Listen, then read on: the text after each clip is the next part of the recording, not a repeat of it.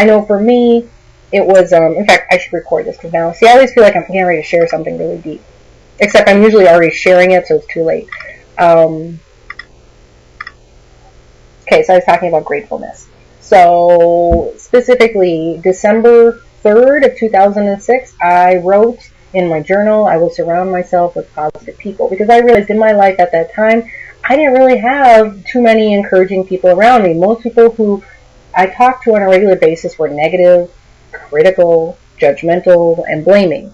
And when I shared these ideas, the same type of ideas I share on Twitter, they would say, that sounds weird, or who would be interested in that? They couldn't even identify with the things I was thinking about. So I was like, I made this commitment to myself. I was going to find, people who supported my visions, my dreams, my goals.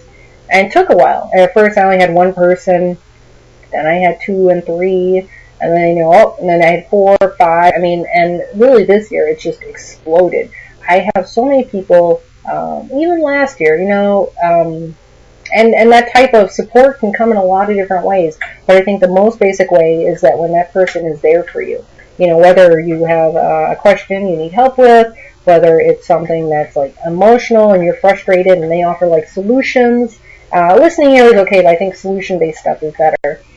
If they can help you out with a resource, if there's someone that you have helped in the past and they're like, I'm ready to step up and help you, that could be through an opportunity. So getting you connected with someone else. There's so many different ways that people can help. So, tomorrow's going to be Turkey Day. Now, the thing I don't even joke about it. I'm like, I don't want to spend time with my own dysfunctional family, and I don't want to spend time with other people's dysfunctional family. So I've already turned down like several offers, like, oh, would you like to come in? No, I don't want to come and spend time at your family's dysfunctional house.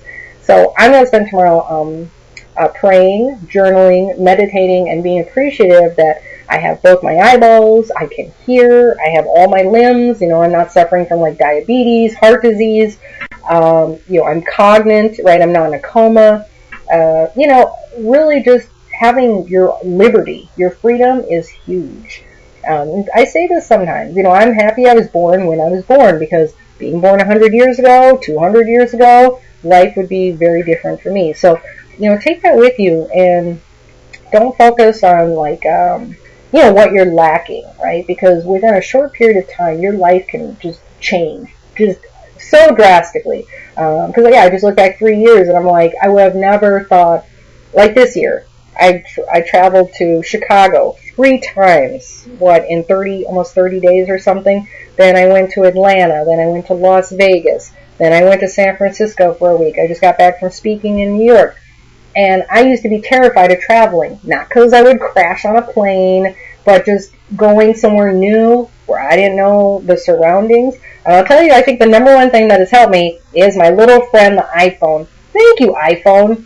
It has been just amazing. I've taken all these public transit systems, taken taxis, took a pedicab in New York. So just keep that in mind that, also things are situational. My teacher would always say, this too shall pass. So you may be feeling like frustrated or whatever. You have some drama in your life. Like things people deal with. Like one of my clients, her husband died this year. And she just kept right on. So brave. People are dealing with health issues, weight problems, divorces, family illnesses. I know there's a lot of drama, but you got to stay focused on your goals. And by doing that, you'll make progress. So, yeah, with that, like I always say, you got to embrace your inner